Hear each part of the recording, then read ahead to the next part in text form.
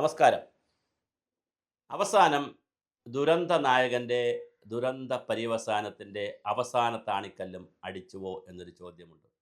പക്ഷെ അതിന് മോഹൻലാലിനെ പോലെയുള്ള ഒരു വലിയ അതികായകനായ നടൻ ലാലേട്ടൻ തലവെച്ച് കൊടുക്കാൻ പാടില്ലായിരുന്നു. ഇതിനു മുമ്പ് പിണറായി വിജയൻ്റെ ഒന്നാം ഭരണ സമയത്ത് കമലഹാസനെ കൊണ്ടുവന്ന് കമല ടീച്ചറും, അതായത് പിണറായിയുടെ ഭാര്യയും പിണറായി വിജയനും ഒക്കെ വീട്ടിലിരുന്ന് കുറേ കാര്യങ്ങൾ തള്ളിമറിച്ചായിരുന്നു. അത് പക്ഷേ ട്രീസർ പോലെ, അത് ഇങ്ങനത്തെ ട്രീസറും ഇല്ലായിരുന്നു, ഡോക്യുമെൻ്ററി പോലെ വന്നില്ല, അല്ലാതെ ചാനലുകളിലൊക്കെ വന്നു. യാതൊരു എഫക്റ്റും ഉണ്ടാക്കിയില്ല എന്നുള്ളതാണ്.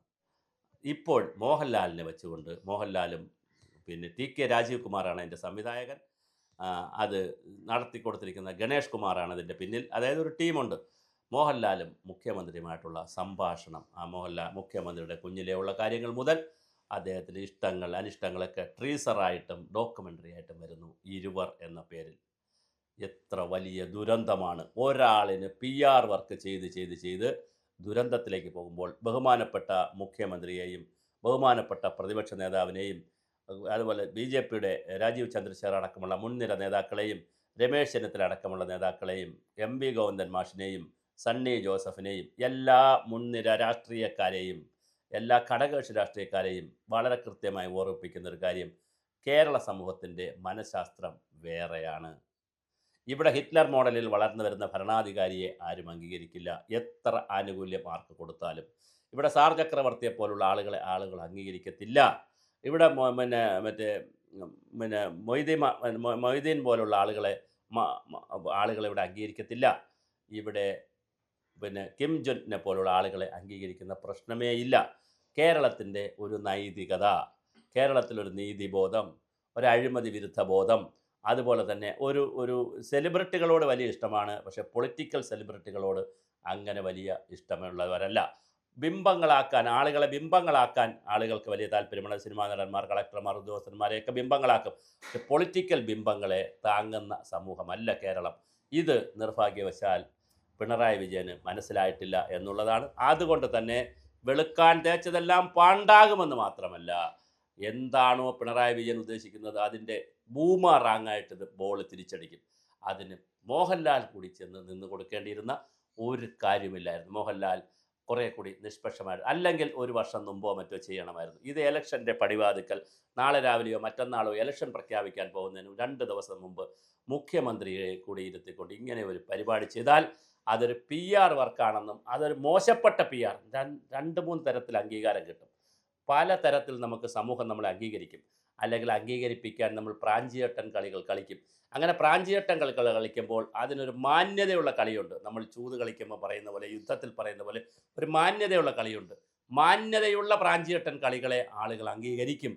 മാന്യതയില്ലാത്ത പ്രാഞ്ചിയേട്ടൻ കളികളെ ഒരു സമൂഹവും അംഗീകരിക്കത്തില്ല. വിശ്വാസം നഷ്ടപ്പെട്ടുകൊണ്ടിരിക്കുന്ന പിണറായിക്ക് നഷ്ടപ്പെട്ടുകൊണ്ടിരിക്കുന്ന ഇമേജുകളെ റീബിൽഡ് ചെയ്യാനുള്ള ഇത്തരം ഗിമ്മിക്കുകളെ കേരള സമൂഹം ഒരു കാരണവശാലും അംഗീകരിക്കുന്ന പ്രശ്നമില്ല എന്നാണ്. അതിൻ്റെ ട്രീസർ വന്നപ്പോൾ ഉണ്ടായിരുന്ന ട്രോളും അത് കേരള സമൂഹം എടുത്തില്ല എന്നുള്ളത്. അല്ലെങ്കിൽ മറ്റേതെങ്കിലും ഒരു സാഹചര്യത്തിലായിരുന്നെങ്കിൽ, ഒരുപക്ഷെ ഭരണം വന്ന ആദ്യ വർഷത്തിൽ അത് എടുക്കുകയും പിന്നെ ഇപ്പോൾ അത് റീകാസ്റ്റ് ചെയ്തെങ്കിൽ വലിയ ആവേശമായിരുന്നതിന്. ഭരണം അവസാനിക്കുന്നതിന് 1 വർഷമുള്ളപ്പോൾ എടുത്തിരുന്നെങ്കിലും അന്ന് വലിയ പോപ്പുലാരിറ്റി കിട്ടിയതിനെ ഇപ്പോൾ വലിയ ആവേശം കിട്ടുമായിരുന്നു. പക്ഷേ ഇനി എന്തു തേച്ചാലും അത് മുറിവിൻ്റെ മുകളിൽ കൊണ്ട് മഞ്ഞൾ തേക്കും പോലെ ഇരിക്കും. മുറിവ് ഉണങ്ങില്ല, കൂടുതൽ പഴുക്കാനേ സാധ്യതയുള്ളൂ. ഒരു കാരണവശാലും മോഹൻലാൽ ഇതിനകത്ത് കൊണ്ട് തലവെച്ച് കൊടുക്കേണ്ട കാര്യമില്ലായിരുന്നു, ചെയ്യാൻ പാടില്ലായിരുന്നു. ഇങ്ങനെ ഒരു ഇൻ്റർവ്യൂ ഒരു ട്രീസറിൻ്റെ മോഡലിൽ, ഡോക്യുമെൻ്ററിയുടെ മോഡലിൽ വന്നാൽ ഇത് കുറച്ച് സഹാക്കൾ കാണുമായിരിക്കും, പക്ഷേ അതിലുപരി ഇത് ബൂമാറാങ്ങി തിരിച്ചടിക്കും. ഇന്നിപ്പോൾ കേരളത്തിൽ VD സതീശൻ പറയുന്നത് പോലെ കറക്റ്റായിട്ട് കാര്യങ്ങൾ വരുന്നത് ഇടതുപക്ഷത്തോടൊപ്പം നിൽക്കുന്ന ഇടതുപക്ഷമുണ്ട്. ഇടതുപക്ഷത്തിൽ 2 കൂട്ടരുണ്ട് ഇപ്പോൾ. ഒന്ന്, വലതുപക്ഷ തീവ്രവാദമുള്ളവർ ഇടതുപക്ഷത്തിലുണ്ട്. വലതുപക്ഷത്തിലേക്ക് പോകണം, അല്ലെങ്കിൽ വലതുപക്ഷ ലൈനുകൾ മതി, കോർപ്പറേറ്റ് വലതുപക്ഷ ലൈനുകൾ മതി എന്ന് വിചാരിക്കുന്ന ഒരു വിഭാഗം ഇടതുപക്ഷക്കാരുണ്ട്. അതെല്ലാം ഇടതുപക്ഷത്തിലുണ്ട്. പിന്നെ പക്കാ ഇടതുപക്ഷം വേണം എന്ന് ചിന്തിക്കുന്ന ഇടതുപക്ഷക്കാരുണ്ട്. അങ്ങനെ പക്കാ ഇടതുപക്ഷം വേണം എന്ന് ചിന്തിക്കുന്ന ഇടതുപക്ഷക്കാരുടെ വോട്ട് ഇപ്രാവശ്യം കൃത്യമായി VD സതീശന് സംഘത്തിന് പോകും. അത് പോകാനുള്ള കാരണം പിണറായി വിജയൻ എന്ന വ്യക്തിയുടെ ഈ കാട്ടിക്കൂട്ടുന്ന, അതുപോലെ തന്നെ മന്ത്രിമാരുടെ ഈ പ്രകടനങ്ങൾ, വാസവൻ്റെ ആയാലും ശിവൻകുട്ടിയുടെ ആയാലും വീണ ജോർജിൻ്റെ ആയാലും ആശാൻ ഒന്ന് പിഴച്ചാൽ ശിഷ്യന്മാർക്ക് 51 പിഴയ്ക്കുമെന്ന് പറഞ്ഞതുപോലെ പിണറായി വിജയൻ PR-ൻ്റെ ഉസ്താദ്, അല്ലെങ്കിൽ ഇത്തരം കാര്യങ്ങളുടെ ചാമ്പ്യൻ. അപ്പോൾ പിന്നെ സ്വാഭാവികമായിട്ട് കൂടെയുള്ള മന്ത്രിമാരും അങ്ങനെ തന്നെ ആയിരിക്കും. അതുകൊണ്ട് ഒരു ലീഡർ എന്നുള്ള നിലയിൽ, ഒരു ക്യാപ്റ്റൻ എന്നുള്ള നിലയിൽ, കപ്പിത്താൻ എന്നുള്ള നിലയിൽ തികഞ്ഞ പരാജയത്തിലേക്ക് പോയിരിക്കുന്ന ഒരു മുഖ്യമന്ത്രി അവസാന നാളുകളിൽ എടുത്തുകൊണ്ട് വന്നിരിക്കുന്ന ഈ PR വർക്ക് ഒരു കാരണവശാലും കേരളത്തിൽ കിളച്ചു പിടിക്കാൻ പോകുന്നില്ല. അത് കേരള സമൂഹം വേറൊരു സമൂഹമാണ്.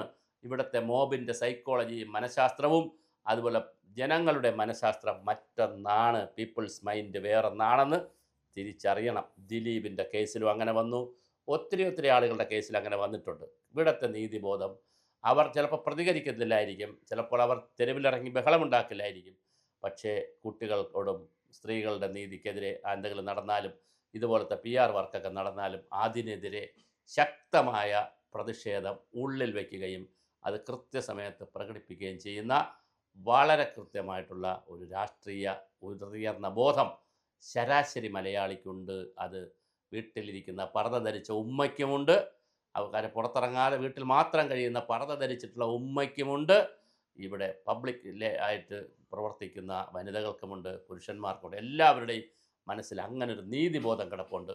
ഉദ്യോഗസ്ഥന്മാരുടെ മനസ്സിലൊരു നീതിബോധം കിടപ്പുണ്ട്. ആ ബ്രീച്ച് ഓഫ് കോൺട്രാക്റ്റ് സംഭവിച്ചല്ലോ, ആൾറെഡി സംഭവിച്ചല്ലോ. അപ്പോൾ സ്വാഭാവികമായിട്ടും വളരെ വലിയ തോന്നിയവാസമാണ് ഇപ്പോൾ കാണിച്ചുകൊണ്ടിരിക്കുന്നത്. അതിൻ്റെ ഒരു പരിസമാപ്തി എന്നുള്ള നിലയിലാണ് മോഹൻലാലിൻ്റെ ഈ ഇരുവർ എന്നുള്ള പരിപാടി. അത് പാളിഷായി. ആൾറെഡി ടീസർ തന്നെ പൊളിഞ്ഞു, ഡോക്യുമെൻ്ററിയും പൊളിഞ്ഞു പോകുമെന്ന് മാത്രമല്ല, പിണറായിക്ക് കിട്ടുന്ന 10 വോട്ട് കൂടി മോഹൻലാലായിട്ട് ഇല്ലാതാക്കി എന്നുള്ളതാണ് ഇതിൻ്റെ ബാക്കി പത്രം. മോഹൻലാലിന് ചിരിക്കാം. മോഹൻലാൽ പഴയ അറിയപ്പെടുന്ന RSSകാരനാണ്, അല്ലെങ്കിൽ RSSുമായി നല്ല ബന്ധമുള്ള ആളാണ്. അങ്ങനെയാണ് കോൺഗ്രസുമായി നല്ല ബന്ധമുണ്ട്. അങ്ങനെയാണല്ലോ ഈ ബ്രിഗേഡിയർ പദവി കൽപ്പിക്കുക. പത്മശ്രീക്കൊക്കെ ഇതിനകത്തൊക്കെ ഒരുപാട് കണക്ഷൻസ് ഉണ്ട്. നമ്മൾ പറയും പോലൊന്നും അല്ല കാര്യങ്ങൾ ഈ രാജ്യത്ത്.